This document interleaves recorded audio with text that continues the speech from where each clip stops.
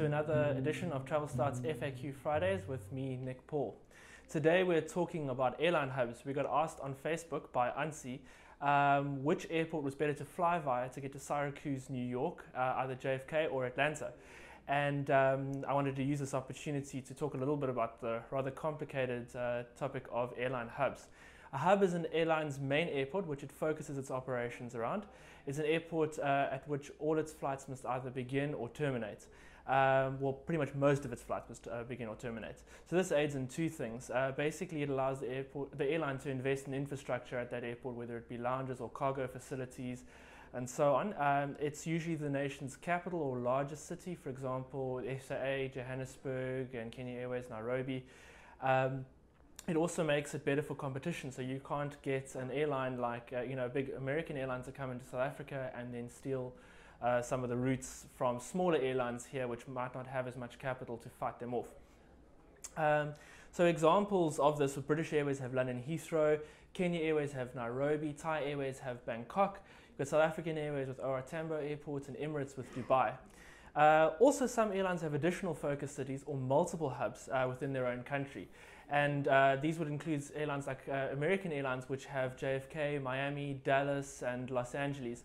Lufthansa also have Frankfurt, Munich, and Düsseldorf in Germany. And Qantas have Sydney, Melbourne, and Brisbane there as well. So another type of airport is a gateway airport, which is any airport where multiple airlines fly into there. It's usually a big airport, which is an entry point into a country for many passengers to connect via smaller airlines onto smaller airports. For example, OR Tambo Airport for the rest of South Africa, PE, Cape Town, Durban, Bloem, all that sort of stuff. Mumbai functions in this way for the rest of India. Moscow's the Domodedovo Airport functions in this way for the rest of Russia. So getting back to Ansi's case, Syracuse is a 4.5-hour drive from JFK, or a 1-hour flight, and it's a 2-hour flight from Atlanta's Hartsfield-Jackson International Airport. So JFK is a hub for American Airlines and Delta, but it's also a gateway for many airlines, including airlines like Virgin Atlantic, SAA, and Emirates, who fly to South Africa as well. Atlanta is what's known as a fortress hub, which means that one airline actually controls 70% or more of the traffic going into or out of that airport, and that's Delta who does in this case. So it has a large market share, meaning there's not a lot of choice if you're flying via Atlanta. You'll really only be flying on Delta.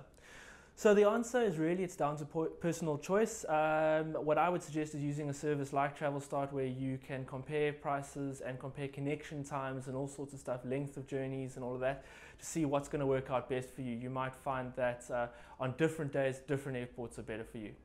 So that's it from me on FAQ Friday.